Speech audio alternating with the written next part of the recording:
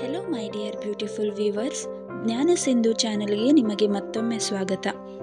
ಶಿವನ ತೃತೀಯ ನೇತ್ರ ನಿಜವಾಗಿ ಏನನ್ನು ಸೂಚಿಸುತ್ತದೆ? ಇದು ದೇವತಾ ಕಥೆ ಮಾತ್ರವಲ್ಲ, ಮಾನವ ದೇಹ, ಮನಸ್ಸು ಮತ್ತು ಬ್ರಹ್ಮಾಂಡದ ಬಗ್ಗೆ ಇರುವ ಅತ್ಯಂತ ದೊಡ್ಡ ರಹಸ್ಯ. ಮೊದಲನೆಯದಾಗಿ ತಿಳಿದುಕೊಳ್ಳುವುದು ತೃತೀಯ ನೇತ್ರ ಎಂಬ ಪದದ ಗಹನ ಅರ್ಥ.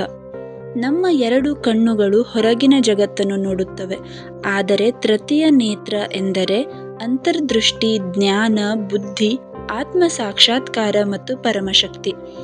ಇದು ನಾಶ ಮಾಡುವ ಕಣ್ಣು ಅಲ್ಲ, ಸತ್ಯವನ್ನು ಕಾಣಿಸುವ ಕಣ್ಣು.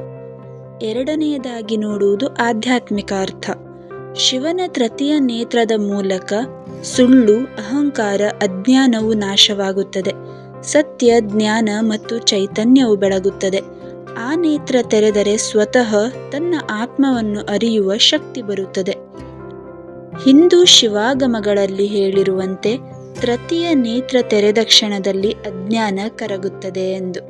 ಅದರಿಂದಲೇ ಶಿವನನ್ನು ಜ್ಞಾನ ಸ್ವರೂಪಿ ಎಂದು ಕರೆಯಲಾಗುತ್ತದೆ. ಮೂರನೆಯದಾಗಿ ವೈಜ್ಞಾನಿಕ ಅರ್ಥವನ್ನು ತಿಳಿದುಕೊಳ್ಳೋಣ.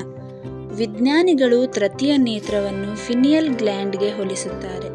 ಇದು ನಮ್ಮ ಮೆದುಳಿನ ಮಧ್ಯದಲ್ಲಿ ಇರುವ ಅತ್ಯಂತ ಸಣ್ಣ ಆದರೆ ಅತ್ಯಂತ ಬಲವಾದ ಗ್ರಂಥಿಯಾಗಿದೆ.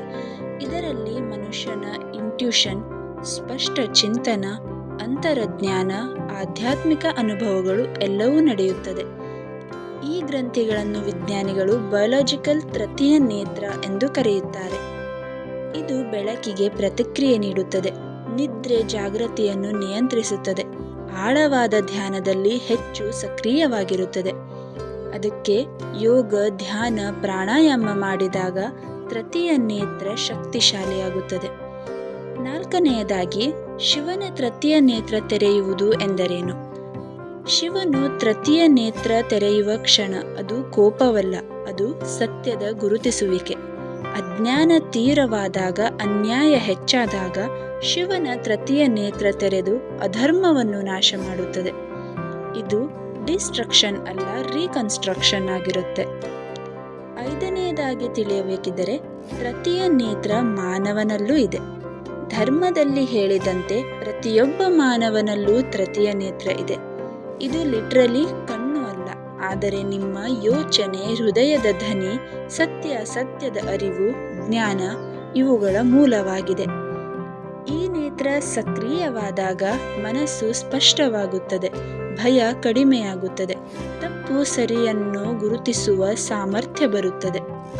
ಹೀಗಾಗಿ ಶಿವನ ತೃತೀಯ ನೇತ್ರವೆಂದರೆ ಜ್ಞಾನ, ಚೈತನ್ಯ, ವೈಜ್ಞಾನಿಕ ಸತ್ಯದ ಸಂಕೇತವಾಗಿದೆ. ತೃತೀಯ ನೇತ್ರವನ್ನು ಅರ್ಥ ಮಾಡಿಕೊಳ್ಳುವುದೇ ಆಧ್ಯಾತ್ಮಿಕ ಜಾಗೃತಿಯ ಮೊದಲ ಹೆಜ್ಜೆಯಾಗಿದೆ. ನೋಡಿದ್ರಲ್ಲ, ತೃತೀಯ ನೇತ್ರ ಅಂದರೆ ಖಾಲಿ ಒಂದು ನೇತ್ರವಲ್ಲ, ಅದರ ಹಿಂದೆ ಇಷ್ಟೆಲ್ಲ ರಹಸ್ಯಮಯವಾದ ವಿಷಯಗಳು ಇವೆ ಎಂದು ನಿಮಗೆ ಗೊತ್ತಾಯ್ತಲ್ವಾ?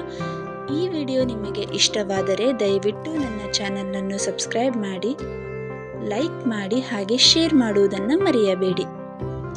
ಧನ್ಯವಾದಗಳು.